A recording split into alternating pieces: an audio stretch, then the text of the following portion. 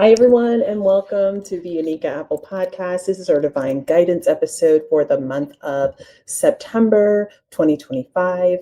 I'm Anika Apple, trusted advisor and divine strategist, called to prepare leaders for a higher purpose. And here, leadership is sacred, community is essential, and healing is a collective act of faith.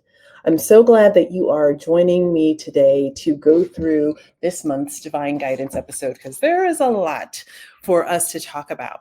So we are going to go into a few key themes for this episode. And as I like to always start out, it is important whenever you are receiving anything that is prophetically shared to remember that you should always be aligning with the divine God, however you call the divine source, higher self, whatever you might refer to it as. But it is important for you to go back and take the information that you've heard, to connect with it, ask, what is here for me? What things do I need to know or understand? And also to ground yourself in whether or not this truth is applicable to you. So how do I apply this? What are the things that I am to garner from this? And then I would always encourage you to seek additional understanding because that's really, really important. So we're going to go through a couple of highlights, and I will tell you that today's episode is really about preparation for the end of this year and for the beginning of next year.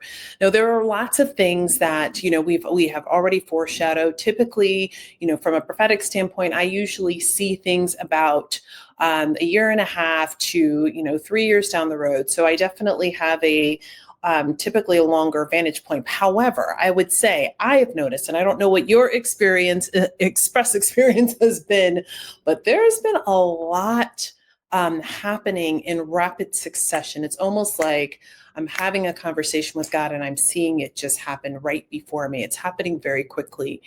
And what God called me to today is to share some things very specifically around the way that we prepare for the end of this year and the beginning of next year. And what I would share with you is I think that the message for this episode is mean what you pray. And so we're also going to talk a little bit about the importance of the power of prayer and then having clear intentions behind what you say. And the leading that I'm getting right now in this moment is to start there, to start with clear intentions. So it's interesting. I guess maybe about a week or so ago, I was reading and God was taking me through the moment where Mary is putting the oil on Jesus's feet. And in this instance, we're seeing Judas there, and Judas is like, hey, like, why are you wasting that oil? And, his call out is couched like, that oil could be used for good. We could be selling that and making money to give to the poor. But then if you read it from the book of John, it talks about how he was a thief and his intentions were to be able to take the money. So they would have, earned some money and he would have pocketed some of them. So, what's interesting about this is if you think about when things like this happen around us all the time, it's when someone can tell us something that seems very sensible. It's easy for us to make like a connection in our mind with like, oh yeah, we do need to raise money for the poor. We don't want people to be poor, and that is expensive. So why are you using all of it in this way, right? It's easy for us to connect to that and not check for the intention. And the intention in this case would be Judas making the decision that if he had it, because he was the keeper of the money, right? Like if they sold all of that oil, that he would have the opportunity to therefore pocket some of that money. So he had a selfish desire and he was couching it in something that looked selfless, as if he was being more considerate, of the conditions of the poor and this high value of oil. He also clearly didn't understand what Mary did, which was this moment was so incredibly precious with Jesus, right? And I want us to really take this. I love the beauty of being able to be in the text and bring it to life in real world. First and foremost, for many months now, we've been talking about how there are leaders who, some people are clear that their intent is to deceive. And some people think they're doing the right thing and they're repeating the thing over and over again that they have heard, what they were taught. Interestingly, earlier I was also in the book of John, and I was reading where Jesus was saying, you call yourself the sons of Abraham, but like basically differentiating, but Abraham actually was, in alignment with God. Like Abraham knew God. Abraham was constantly connecting with God, understood. And so you follow along what man gives you, but you're not developing that relationship with God directly. And again, it's like we can take the things that we have heard, that we have been taught, and just repeat them over and over again without ever questioning whether or not they make sense. And I will tell you right now, for many of you in leadership, especially if you were like in my age range, if you're like that kind of Gen Z, if you were a baby boomer, you're finding that a lot of friction with the generations entering the workforce because they don't just sign up to say yes, because they actually want to do things better. They want to make it make sense. They want to understand the why behind things. And what's really interesting is that what I see and is being confirmed in this moment is that a lot of our generation released our curiosity really early. And it's like we released the curiosity to create relationship with one another, to create community, and to stay safe. And whatever we felt were the impending, threats to our ability to be successful, and wherever those wounds came from, it stood in the way of us having the psychological safety to ask the questions. And what's interesting is the generations that are coming up now, there's so much on the inside of them, pushing them to challenge the status quo, to ask the questions, because their connectivity to their purpose is so on fire. This likely could have been the case for other generations if, we were younger in the moment where all of the things in the world are happening. But for many of us in that generation, whatever was happening surrounding us as we were growing up was calling us to seek safety. And God has been stirring up the divine gifting in the children in particular, teens as well, but really in the children, really focusing. If you pay attention to what you can hear them saying and repeating, to the questions that they're asking, to the certainty that they have, especially those who really are vocal about their relationship with God, with the divine, with something bigger than all of what we know in our humanness. So there's something really big to tuning in and paying attention to them and recognizing that while they are in the midst of challenging the status quo, it may feel uncomfortable, but it actually is for a purpose. And so they would not find themselves in the side of the conversation with Jesus where he's like, you don't know God. Because they're actually like, I'm seeking understanding. I want to understand. And I don't want to just repeat doing things just for the sake of. So we have the leaders, right, who are not intending to do something wrong, but they are following the pattern. They're following the path. They're like the paper cutout. This is the way it's always been. And then you have some who are out there who really are intending to harm, like Judas's behavior, where he's like, he says what's reasonable so people will agree, but then he wants to actually steal the money. And God has been calling attention to us to say, you must discern who you are following. It is time for you to pay attention to this. It's also important for you to recognize who you are being in the midst of it. How are you showing up? How are you leading in your company? What's really driving your intention? So as I was sitting with God in this particular scripture, going back to Judas and when he's looking at Mary putting the oils on Jesus's feet, God said to me, so let me show you some relationships, some connections, and I want you to pause and check your intentions.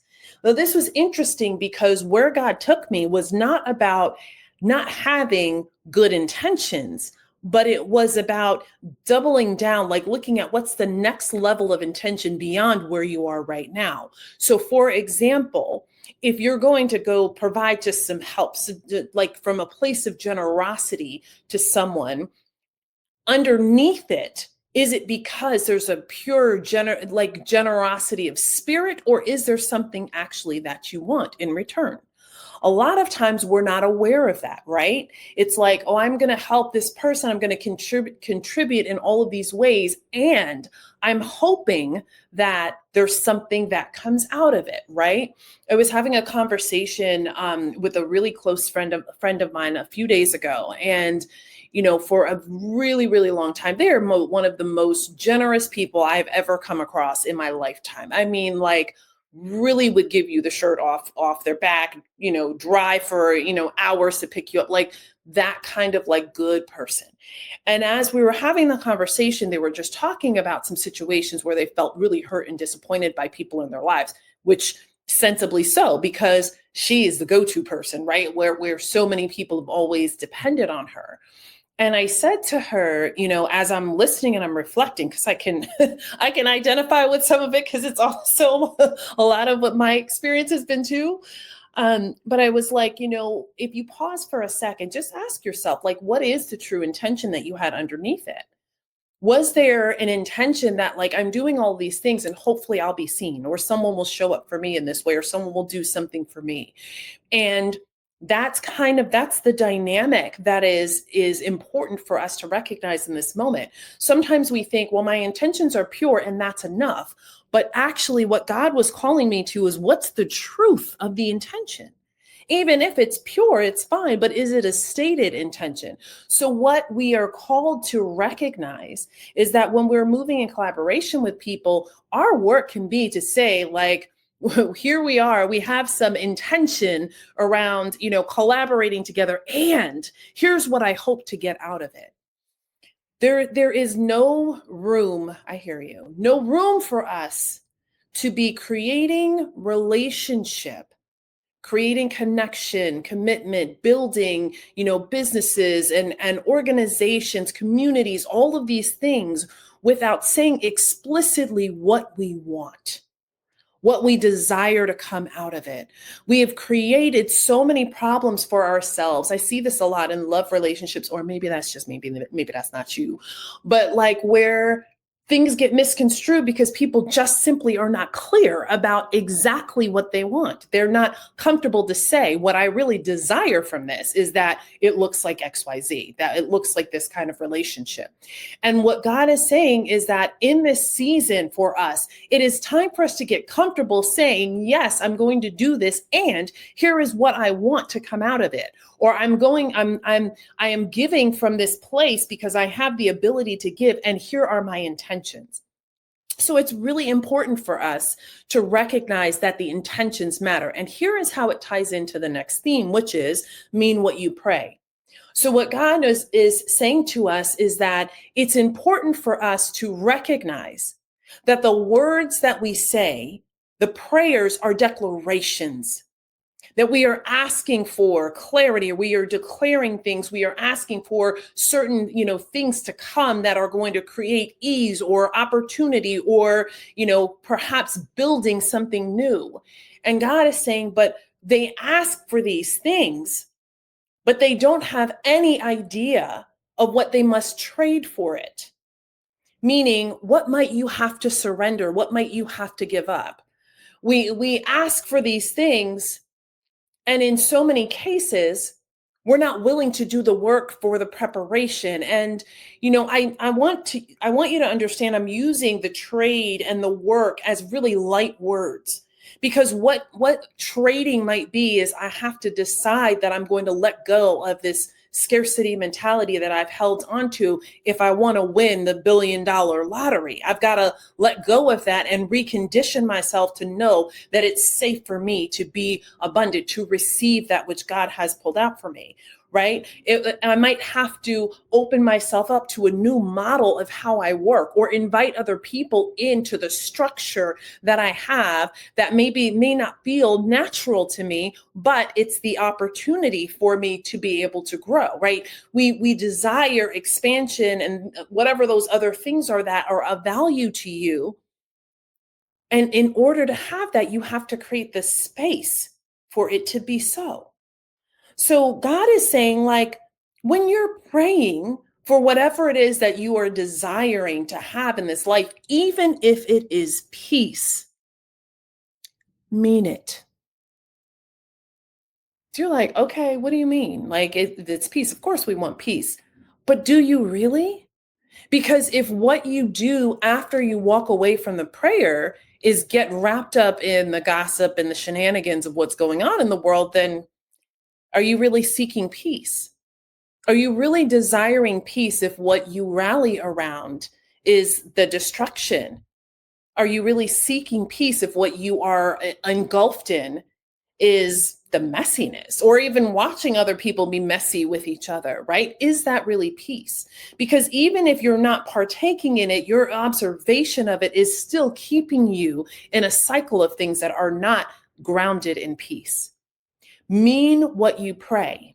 And what God was preparing me with as I was getting ready to jump on to record this episode is that in many cases in this season, you are going to get exactly what you pray for. So for some, you should celebrate, because what you have been praying for and waiting on, it's ready for you if you are ready for it. In some cases, we may be praying for something that we haven't done the work to be prepared for. And I don't know about you, but I would much rather spend the upfront time preparing for something than I would to have it and let it slip through my hands. So if we haven't done the work, if we haven't said to God, how else do we need to prepare to hold this, to be the person who's responsible for this, to allow this thing to come through me in such a way that it's a blessing, not only for me and my family in the future, but also for other people. There's an opportunity for us to shift the way we prepare for that which God desires to give to us, which is what we asked for. So make sure that we are meaning what we pray, because we want to ensure that when it comes, we know we've asked for it and we're declaring our readiness. And if you're not there and there's a breakthrough that you're waiting for, focus on your preparation for the breakthrough. You can still ask for the thing. God, I desire to be, an author. I desire to be an author, and help me to know how. Show me what I need to move out of the way in order for me to be able to do that. Many of you know that I have a book that's coming out, and I'm excited to share the launch date with you next week. But we open up pre-sale on Tuesday, www.healingisrequired.com. And over the process of building up to this book, God has taken me on a journey of vulnerability, sharing some things that I did not think that I was going to share in the book. The background for this book is the book is about healing, and I call it God's book because it's God. It literally was divinely downloaded through me. Even the stories that I have included in the book are things that God showed me. So I may share them in my words with my own emotion and experiences, but God was like, this is a good time to tell them this. What about this? Like, tell this story. And there were some times I was like, I'm not telling that story. And by the time we finished the manuscript, the story was in there, right? So part of what that journey was for me was to get comfortable with the vulnerability of allowing the story to be like this in print. And for people who know me personally, they're like, she will tell you whatever about her life because she's always been an open book. But that feels very different when you're an author. And when your books are going out to people all over the world without the context and the background, they won't all have the benefit of me saying, hi, I'm Anika, I'm a prophet, and this is how God speaks to me, and having these experiences where God is speaking through me to you. And then you're like, oh, I get it. Like, this really is somebody who God has called. Like, someone will read the book and be like, what is this? Right. And so we often get so attached to the thing that we're praying for that we are not asking God specifically enough to make us good stewards of it, to make our container wide enough for it, to show us what we must release, what we have to let go of so that we can allow that thing to come in. For me, writing, becoming an author meant that some other things needed to move, that there was time that had to be spent differently. The way that I protected myself around away from reading other works, listening to other prophetic words, and all of that stuff over the last couple of years was part of the assignment. And so be careful about what it is that you are asking for. Don't ask haphazardly. And don't ask without an expectation to have the thing. So if you are praying for something, first check your heart to say, is this really what I want? The power of our words is amplified. I mentioned at the beginning of the broadcast that I've been seeing things move really rapidly. Like I can say something in prayer to God and like the answer comes, like a phone call comes and like I'm blown away by the way this thing has been happening. And in that kind of rapid succession, imagine us holding a thought about something we actually really don't want for longer than we need to, and then that thing actually happening. There's also intentionality in our ability to pray together in concert for the things that are in the best interest of the world. And right now, we should be very clearly praying for people to heal. We should be praying for people to see themselves and understand the impact of the decisions and choices that they make, that they are not whole unto themselves, but that they impact others. That there is so much more for people to be able to invest in the well-being of others in their same country, in their same state, in their same continent, and around the world. There's a lot of opportunity right now for us to care for each other in a way that is different than we ever have, and we need it. That version of being in alignment with God's true purpose for us is required. It is bringing us back to the truth of how we were created and why we exist in community with one another. There's a very beautiful intentional design that God has. And our prayers around that will help to shift the environment that we live in. So it is for us to also think beyond what's happening in our immediate, our homes, our family, our personal lives. It is important for us to be praying in concert with one another. God has been showing me a lot of moments where people are coming together and they are having revival, or they're experiencing, well, I experienced it earlier this year and I've shared that on another episode, but moments where people are pulling people together and healing is happening, where people are being pulled together and they are being in fellowship with one another and they are just worshiping God and they don't know each other. Like it's all of these moments where people are coming together and they are reminded through spirit that they are connected. And there's so much more of that to come. And again, we want to welcome that and encourage us to be in community with one another. The next thing, the next theme for us is God is just saying, I want you to know that when you pray with intention, you manage your words in accordance with the capacity in your heart. If your heart cannot hold for it, then you're not ready to pray for it. Pray for the capacity in your heart to change. That's how you move forward in alignment, recognizing the power of your prayer.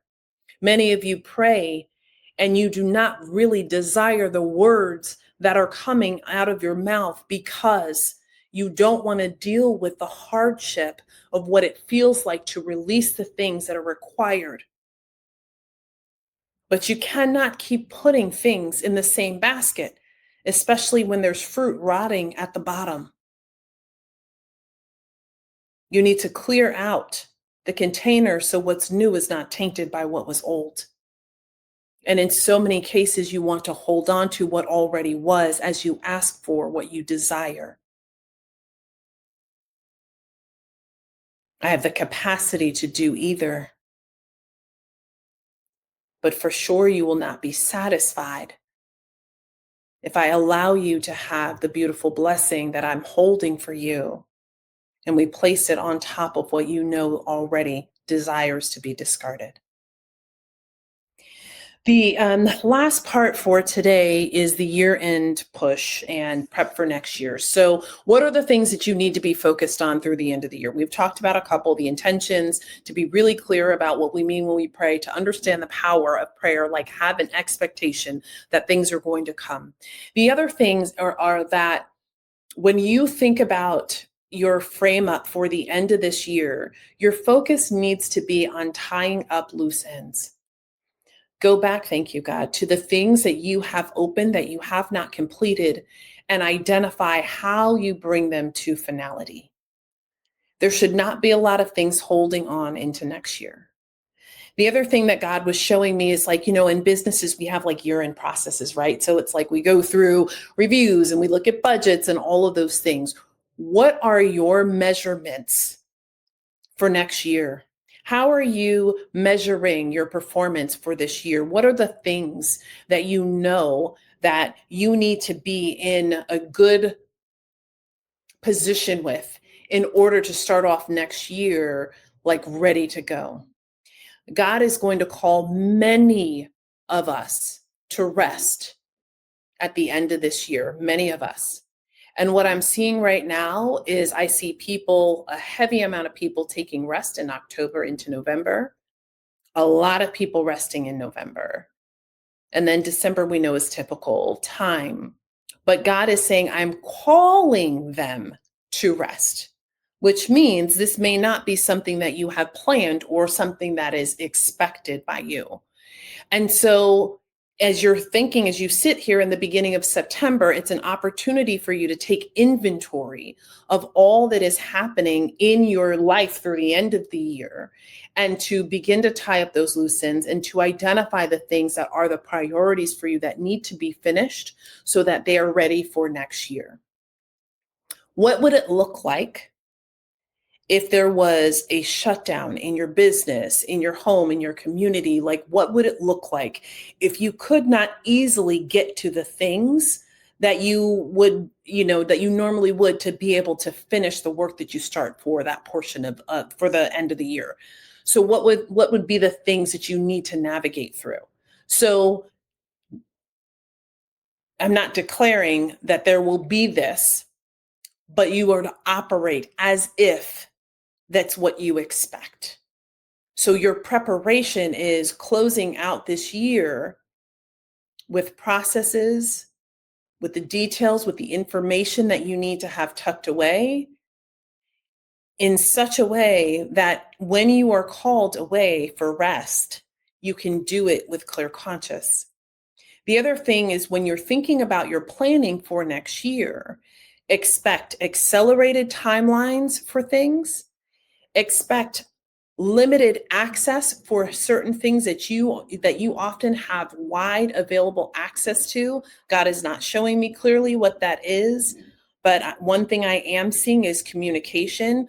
Like, expect there to be lots of I'm seeing like big stones, like not quite boulders, but like big rocks in the middle of the road. And so it feels like you're like on an obstacle course, like you're constantly just swerving to navigate around them because there's so many and they're unexpected. And so God is saying, part of the preparation for next year is to have a streamlined process. How can you simplify things? How can you get rid of the things that you don't need? How can you bring yourself to a place of really clear, precise instruction for what it is that you desire to have for next year? How do you create that environment for yourself? For some of you with your businesses, there will be a time of great expansion. I've been talking about that for quite a bit.